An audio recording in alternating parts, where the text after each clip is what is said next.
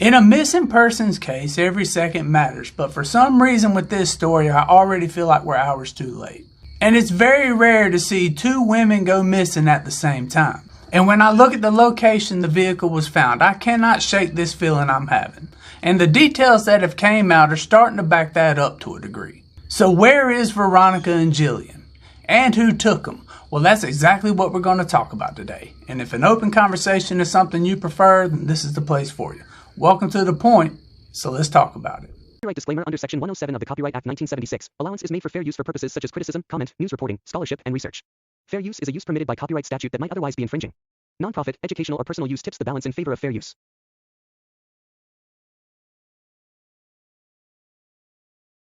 Now, this is a very new case and everything's fluid at this point. So if a detail is changed at the time I posted this video, post the update down in the comments below, because it's the details that matter within this story. When you look at the area they were found, it is absolutely desolate. There is nothing as far as the eye can see. And they were found near the intersection of Highway 95 and Road L. The story as we know it now is Veronica and Jilian were on their way to pick up Veronica's kids from her grandparents at the Four Corners Trading Post.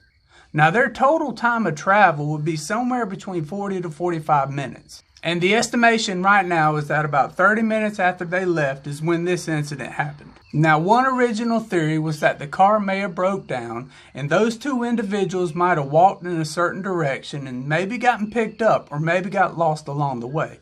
But the fact that the hood wasn't raised and there was no indication of car trouble completely negates that idea altogether. Now a witness driving by the abandoned vehicle, and this hasn't been confirmed, had said that one of the windows had been shattered out of the vehicle. The last report I saw claimed that it would have been either the driver's front or the driver's rear window that had been smashed out. And they found something within that car to indicate foul play. Now they haven't indicated if they found any type of DNA or shell casing in or around the vehicle, but they definitely saw something to make the statement that they made. And there's one additional problem that not a whole lot of people are talking about. There is quite possibly 3 different jurisdictions that could be involved in this investigation, and not a single one of them understands it at this point. Because where this vehicle is located, it could involve Kansas or it could involve Oklahoma. And there is a scenario where it might involve Colorado. And I would be highly curious to know if that's something that's even being considered at this point. Because there needs to be a centralized location to handle this investigation that can communicate with all jurisdictions in the surrounding area. But I personally believe they were 100% ambushed, and here's what I mean. When you look at that location, there is not a single house or a single car within miles. There is virtually nothing in between where they left and where they were going. And that is the absolute 100% perfect ambush point.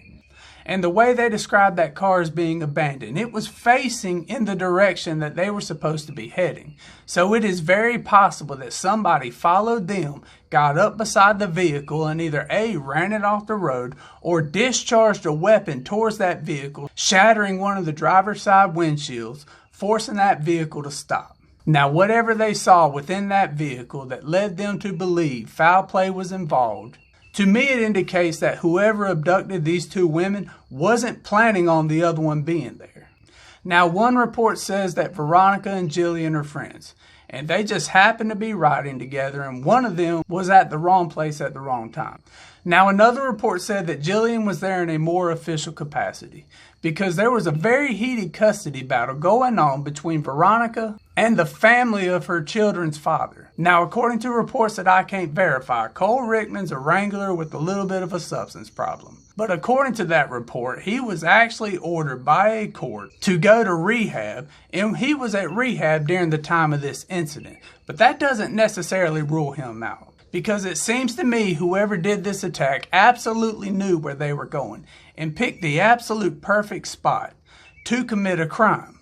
Because there's no witnesses, there's no houses, there's no families, and there's very little traffic. So whoever knew that they were leaving from point A to point B is absolutely the #1 suspect in my book. And of course you would start within that inner circle. What was Jillian's husband doing right before this incident? Now, I understand Jillian's husband's a preacher, but we've heard plenty of stories about preachers in the past. And I'm not saying he had anything to do with it, but the fact that we can't get any real information from anybody leads me to believe that everybody's a suspect at this point. So what was he doing before these two ended up missing? Now, I know one report had said that him and the pastor of their church got in their vehicle when they realized that Jilian didn't arrive where she was supposed to arrive, and they saw police around Veronica's car, and then they ended up talking to authorities.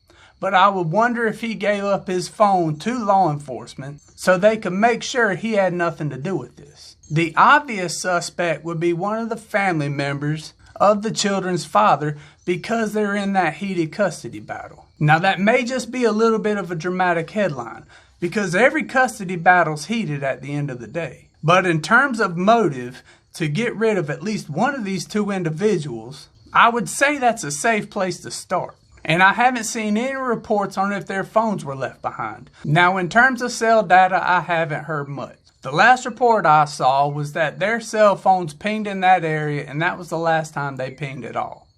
So it's safe to assume that they didn't find their cell phones in the vehicle, which meant that those cell phones went with them and whoever kidnapped them. But this is an absolute prime opportunity for law enforcement to start gathering up as many cell phones as possible to see who's been saying what to who. Because this was a moment to strike, in my own opinion. Now, if you see it differently, you can let me know down in the comments below. But that was a prime spot. There is nobody around that place. And the silence surrounding this story is deafening because we're getting no official updates from anybody. Not from law enforcement and not from any of the family members. Now, as always, if you see any of these things differently, you can let me know down in the comments below. Other than that, I appreciate your time. I appreciate you being here. Y'all stay safe, and I'll catch you in the next one.